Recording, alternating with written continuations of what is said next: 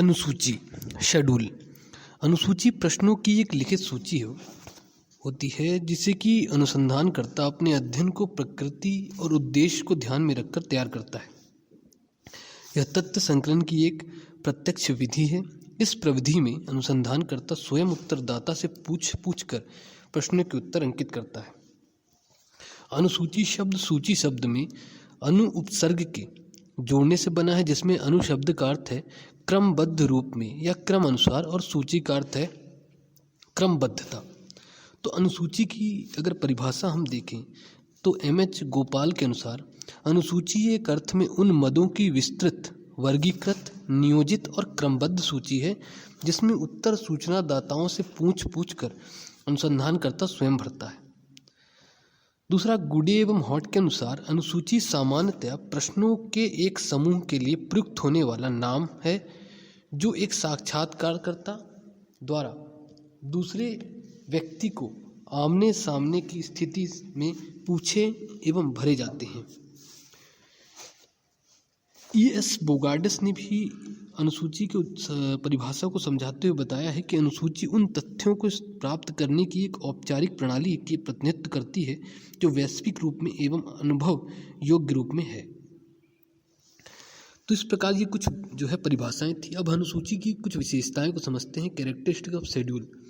विद्वानों द्वारा अनुसूची की दी गई परिभाषाओं के अनुसार अनुसूची की निम्नलिखित कुछ विशेषताएं होती हैं, जैसे कि अनुसूची प्रश्नों की एक सूची है, पहला। दूसरा, अनुसूची अनुसंधान में सामग्री या तथ्य संग्रहण का एक उपकरण है। तीसरा, यह प्राथमिक तथ्य संग्रहण करती है। चौथा, इसमें अध्ययनकर्ता सूचनादाता से प्रत्यक्ष संपर्क करके तथ्य संग्रहित करता है। और पांचवा, इसमें अवलोकन और साक्षात्कार भी होते हैं। छठवां, अनुसूची का प्रयोग शिक्षित अशिक्षित दोनों ही प्रकार के उत्तरदाताओं में किया जाता है। सातवां, इसका प्रयोग सीमित क्षेत्र के अध्ययन में किया जाता है। अनुसूची अध्ययनकर्ता स्वयं भी भरता है। तो ये तो थी कुछ विशेषताएं। अब हम उसके कुछ उद्देश्य या ऑब्जेक्टिव पे चलते हैं। तो अनुसूची के उद्देश्य हैं। एम.एच. गोपाल ने तथ्य संकलन की प्रविधि अनुसूची के निम्नलिखित कुछ उद्देश्य स्पष्ट करने का प्रयास किया है। जैसे पहला, अध्ययन विषय की वैश्विक सूचना और तथ्यों को संग्रहित करना। दूसरा, अध्ययन विषय से संबंधित तथ्यों का एक व्यवस्थित क्रम में संग्रह करना और अपूर्ण संकलन से बचाव करना। तीसरा, अध्ययन के गुणात्मक तथ्यों को संख्यात्मक रूप में प्रयुक्त करना। चौथा, अध्ययन को प्रामाणिक और वस्तुनिष्ठ बनाना। पांचवा, अनावश्यक तथ्यों का बहिष्कार करना। छठवां है स्थानीय और क्षेत्रीय अध्ययन करना। और सातवां, अध्ययन समस्याओं के विषय में समस्त पहलुओं का अध्ययन करना। तो इस प्रकार ये कुछ उद्देश्य थे। अब हम अनुसूची के प्रकार देखते हैं। Types of schedule.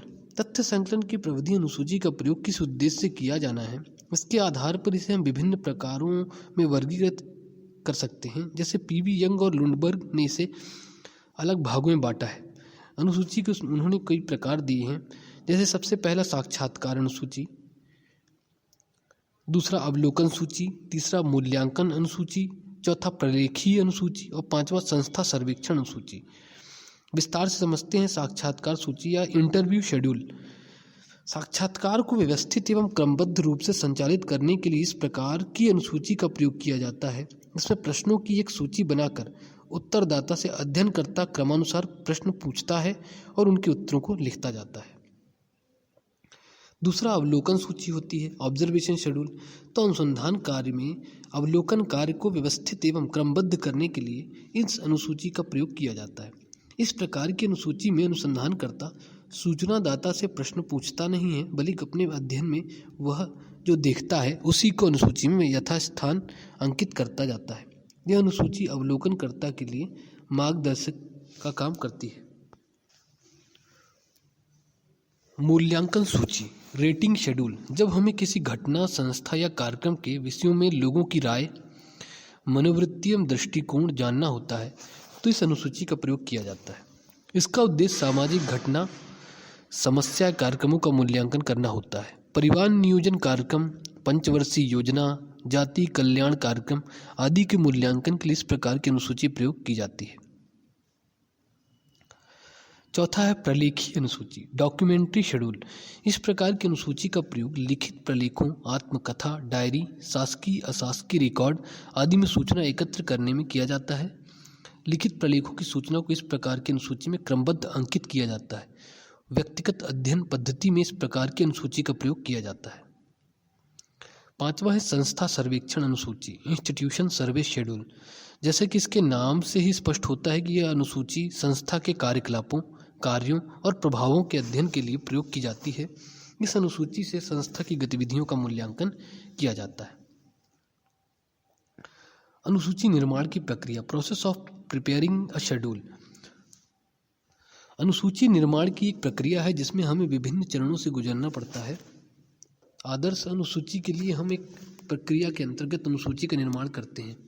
इसका एक निश्चित क्रम होता है। पहला, अनुसूची निर्माण के पूर्व हम यह निश्चित कर लेते हैं कि हमारा अनुसंधान विषय और उद्देश्य क्या है, अध्ययन विषय संबंधित कौन कौन से क्षेत्रों से तथ्यों को प्राप्त करना है।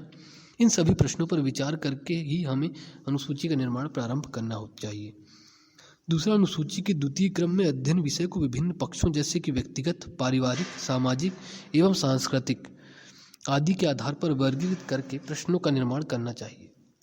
तीसरा, तृतीय चरण में प्रश्नों का निर्माण किया जाता है। प्रश्नों के निर्माण में एक निश्चित मापदंड का ध्यान रखा जाता है, अर्थात प्रश्नों की भाषा सरल हो, प्रश्न उत्तरदाता की भावनाओं को ठेस न पहुंचाए एवं प्रश्नों का क्रम नियमित हो, प्रश्न सीधी भाषा में होना चाहिए आदि।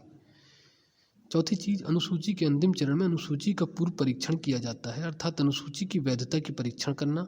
इसमें अर्थात पूर्व परीक्षण से प्रश्नों का औचित्य, प्रश्नों के प्रति उत्तरदाताओं की प्रतिक्रिया ज्ञात होने के साथ ही यह भी पता चलता है कि इसमें हमारे अनुसंधान के उद्देश्यों की प्राप्ति होगी या नहीं।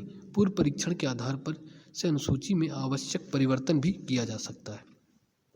पांचवा, अनुसूची के निर्माण में कुछ निश्चित मापदंडों का भी पालन करना चाहिए। जैसे इसमें एक प्रक्रिया होती है, इसे भी हम 4 भागों में बांटते हैं। पहली है, अनुसूची का कागज आकर्षक एवं उत्तर गुणवत्ता का होना चाहिए। दूसरा, अनुसूची का आकार सामान्य अर्थात ना बहुत छोटा और ना ही बहुत बड़ा होना चाहिए।